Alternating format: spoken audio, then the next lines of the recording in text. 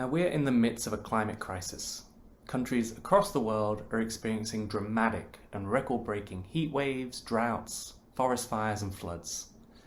And we know the climate crisis is real, and we know that these impacts are just the beginning. Now the international community has a really short window to act together before global temperatures go 1.5 degrees Celsius beyond the pre-industrial average. Now beyond this threshold, we entered uncharted territory, and the risk that our climate will never be the same again. So how can we make sure that the worst effects of climate change don't happen? Well, we need to get to net zero emissions fast. And we can do this by making drastic changes to all aspects of our economies, and in particular to reduce fossil fuel emissions. Now this graph is an example of a net zero pathway from the Intergovernmental Panel on Climate Change.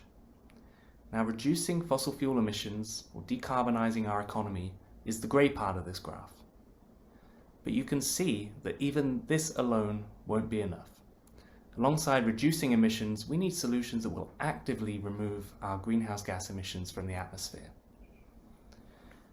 Now, we call these natural climate solutions, using ecosystems that would naturally remove carbon dioxide from the atmosphere when they undergo photosynthesis.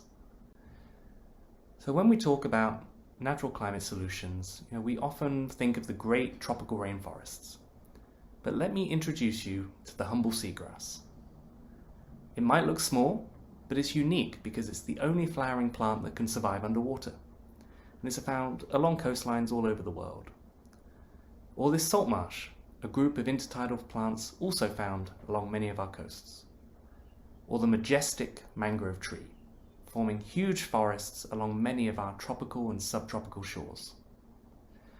Now these three habitats are collectively known as blue carbon ecosystems, and these are really the superheroes of the ocean because they're able to suck carbon dioxide out of the atmosphere much faster than some other ecosystems, and they can trap it in their soils. Now these ecosystems are unique because their soils can store this carbon at really high densities, and they do this because of the special coastal setting in which we find these ecosystems. So let's go through the process of storing carbon. Now in any ecosystem, the tree has taken up carbon dioxide through photosynthesis from the atmosphere, and all plants do this. And they take that carbon and convert it into their biomass, the leaves, the branches, the trunk. Now in a tropical rainforest, these branches would eventually fall off and land on the forest floor. And they would become food for a whole host of microbes who would break down those leaves and branches and that carbon and release it back into the atmosphere. But blue carbon ecosystems are unique because their soils are waterlogged. They're flooded by the tide once or twice a day. And this has really big implications for carbon because it means we find a different set of microbes. And they don't really break down the leaves and the branches in the same way as they would do in a tropical rainforest. So instead of being released, that carbon instead accumulates in these waterlogged soils over thousands of years. And it turns out that blue carbon ecosystems such as mangroves can store 3 to 5 times more carbon per hectare than a tropical rainforest. Now there are a few different ways in which we can utilize this superstore of blue carbon to help us mitigate climate change. Now first of all, we can protect that carbon and keep it in the ground. And we need to do this because blue carbon ecosystems are under threat from human impacts around the world. Salt marshes have been reclaimed for agriculture for hundreds of years. Seagrasses are heavily impacted by water pollution in many estuaries around the world. And mangroves have long been threatened by conversion to aquaculture, agriculture, and urban development. They've also been harvested and clear-cut for use for timber, fuel wood, and charcoal. So rates of loss in the 1970s and 80s were so high that mangroves were once considered one of the most threatened ecosystems on the planet. Now when we lose these habitats, we lose the carbon that they hold, and that carbon turns into emissions back into the atmosphere. Now if current rates of mangrove deforestation continue, then we estimate that it might release as much as 2.4 billion tons of carbon dioxide into the atmosphere by the end of the century, with the highest emissions coming from Southeast Asia. So conservation can keep this carbon in the ground instead of in the air. Now we can also increase blue carbon through the restoration of these ecosystems. replanting mangroves, in areas where they were cut down before can help to bring back some of the blue carbon that was lost. Now, it's challenging to do restoration successfully, but governments around the world are now setting huge and ambitious targets to restore the mangroves that they had previously destroyed. So if we can conserve and restore these ecosystems, then we can start to make a dent on climate change. We've calculated that these actions could mitigate about 3% of our global fossil fuel emissions every year. Now, we can utilize these blue carbon ecosystems and those carbon savings in a few different ways. Firstly, pretty much all the world's countries have signed up to the United Nations Paris Agreement, where they set out ambitious roadmaps to reduce fossil fuel emissions and save carbon through reducing deforestation.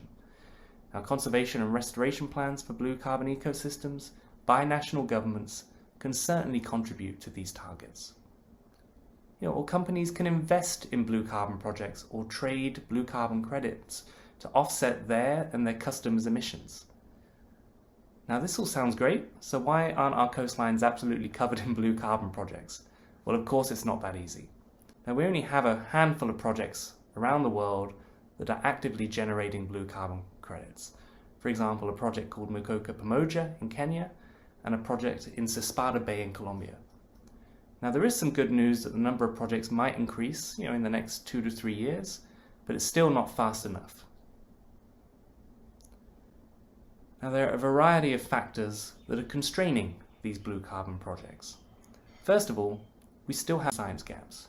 How do we monitor all of the different aspects of blue carbon?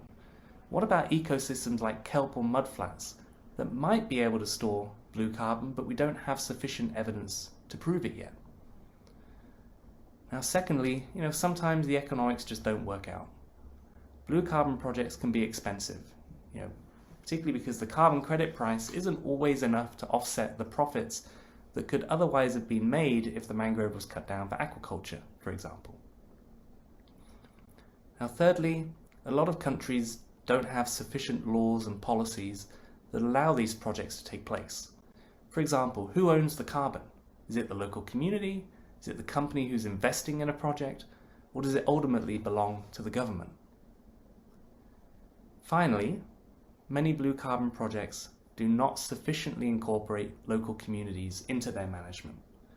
We've seen so many examples of when a carbon project has been set up and the local community has been evicted from the land in order to protect the carbon.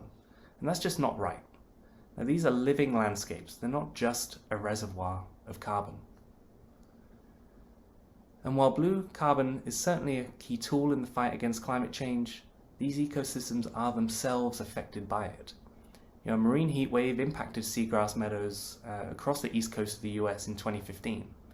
And in 2016, 4 million mangrove trees over a 1,000-kilometer stretch of coastline suddenly died due to a drought and a change in sea level.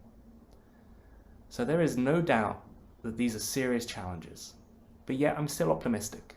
We urgently need to tackle the climate crisis, and to do so, we need to throw absolutely everything we can at the problem. This urgency means that policymakers, companies, and the public are receptive to any solution that can help us move the needle on climate change.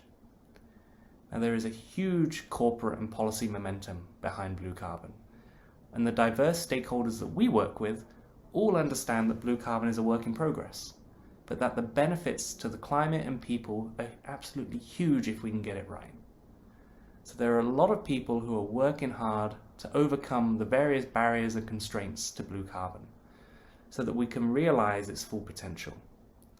Now, blue carbon can rise to the challenge of helping us slow the climate crisis, but it's up to us to use this tool effectively.